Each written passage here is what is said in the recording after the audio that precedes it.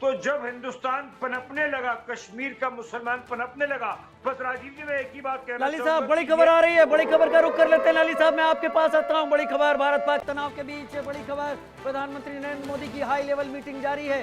बैठक में एनएसए अजीत डोभाल मौजूद हैं, विदेश मंत्री डॉक्टर एस जयशंकर मौजूद हैं। आज कुछ देर पहले प्रधानमंत्री ने सीडीएस और तीनों सेनाओं के चीफ के साथ भी बैठक की है। उसके बाद प्रधानमंत्री की डॉक्टर एस जयशंकर और एनएसए अजीत डोभाल के साथ ये मीटिंग जारी है। यानी कुछ बड़ा तो होने वाला है, कुछ ऐसा है जो देश के हित के लिए इस वक्त किया जा रहा है। बड़ी खबर टीवी स्क्रीन पर आप तस्वीरें भी इस वक्त देख रहे हैं। भारत बहुत कुछ करने की तैयारी में है, लेकिन भारत कब करेगा ये भारत के रणनीतिकार ही तय करेंगे। मेजर जनरल अनुज माथुर मेरे साथ इस वक्त जुड़ गए हैं और विदेश मामलों के जानकार अरविंद तेजावत जी मेरे साथ इस वक्त जुड़ गए हैं। Major general Anuj Mathur, anti drone system active है, एयर डिफेंस सिस्टम एक्टिव है, हर तरफ आईबी से लेकर एलओसी तक, राजस्थान के जैसलमेर, गुजरात के भुज, पंजाब के पठानकोट और फिरोजपुर, उसके साथ जम्मू कश्मीर एलओसी, कुपवाड़ा से लेकर कठुआ तक पाकिस्तान आज फिर एक बार रात होते ही बदमाशी करना शुरू कर चुका है।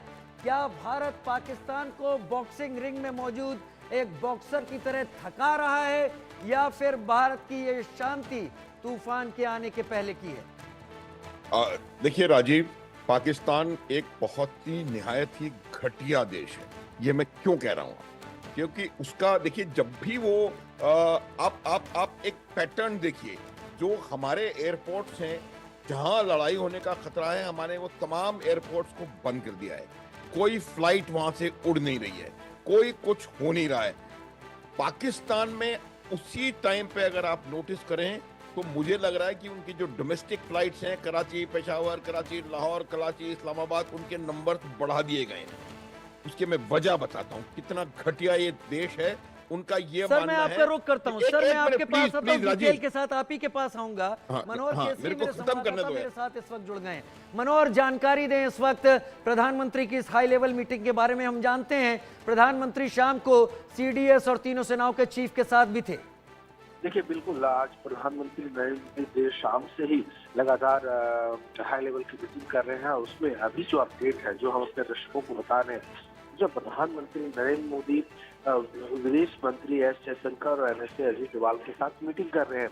इससे पहले राजनाथ सिंह, सीडीएस और तीनों सेनाओं के प्रमुख के साथ उन्होंने मीटिंग की थी। और उससे पहले अगर मैं बात करूं, उससे पहले पूर्व सेना अध्यक्षों के साथ उन्होंने मीटिंग की थी, वेटरन्स के साथ मीटिंग की थी। तो अभी की जो बैठक है वो और बहुत जो है सो हाई लेवल की मीटिंग चल रही है। जी, बहुत धन्यवाद मनोहर केसरी हमारे साथ जुड़ने के लिए। इस जानकारी के साथ मेरे साथ संजय शर्मा भी इस वक्त जुड़ गए हैं ज्यादा जानकारी के साथ। संजय, विस्तार से बताएं प्रधानमंत्री की इस मीटिंग के बारे में। देखिए, अगर आपने आज प्रेस कॉन्फ्रेंस देखी होगी कि आज विदेश मंत्रालय और डिफेंस मिनिस्ट्री की जो प्रेस कॉन्फ्रेंस थी, उसमें साफ साफ शब्दों में जो सोफिया कुरैशी ने कहा था, कर्नल सोफिया कुरैशी ने कहा था कि पाकिस्तान सिविलियंस को ढाल बना रहा है। तो पाकिस्तान लगातार भारत की सारी बॉर्डर पर ड्रोन हमले कर रहा है, और वहीं दूसरी तरफ उसने डोमेस्टिक और इंटरनेशनल फ्लाइट लाहौर पर छोड़ दिए। तो लाहौर एयरपोर्ट को शुरू कर दिया है, सारी फ्लाइटें वहां से जा रही है, डोमेस्टिक और इंटरनेशनल। और वो ये चाहता है कि भारत किसी भी तरह से ड्रोन पर हमला करे या फिर मिसाइल अटैक करता है, और वो अगर किसी तरह से मिस होता है तो फिर वो सीधे किसी न किसी डोमेस्टिक या इंटरनेशनल फ्लाइट से टकराता है, और उसका खामियाजा आम नागरिकों को भुगतना पड़ेगा, सिविलियंस को भुगतना पड़ेगा।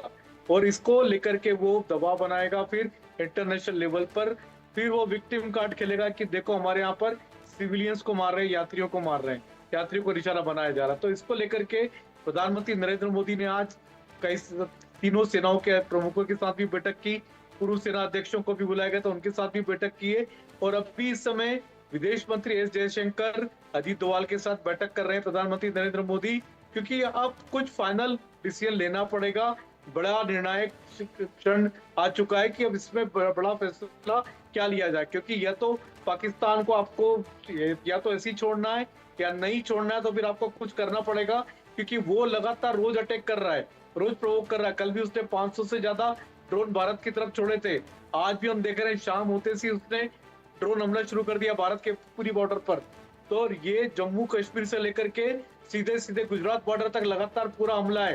तो आज भी 400 से 500 ड्रोन पाकिस्तान छोड़ने जा रहा है। तो ये कैसे रोका जाए इन हमलों को, और इन पर कार्रवाई करते तो फिर क्या अगर कोई सिविलियंस या डोमेस्टिक। संजय आपको रोकना चाहूंगा, बड़ी खबर आ रही है। संजय आपको रोकना चाहूंगा, बड़ी खबर आ रही है इस वक्त की। लगातार हम बड़ी खबर पंजाब से, इस वक्त की बड़ी खबर आ रही है पंजाब से। होशियारपुर आर्मी कैंप के पास भी धमाकों की आवाजें सुनी गई हैं। बस्सी आर्मी कैंप के पास धमाकों की आवाजें सुनी गई हैं। हालांकि धमाकों की आवाजों का मतलब ये है कि यहां पर अगर ड्रोन भेजे पाकिस्तान ने तो उन्हें तबाह कर दिया गया है। एयर डिफेंस सिस्टम, वो तस्वीरों में आप देख रहे हैं, ये तस्वीरें बता रही हैं, आसमान में चमकती हुई लाइटें बता रही हैं कि किस तरीके से लगातार इन ड्रोन्स को तबाह किया जा रहा है। भारतीय सेना, भारतीय agencies in Pakistani drone attack को तबाह कर रही हैं लगातार। इस बड़ी खबर के साथ मैं रुक कर रहा हूं, मेरे साथ मेजर जनरल अनुज माथुर लगातार जुड़े हुए हैं। अनुज माथुर साहब,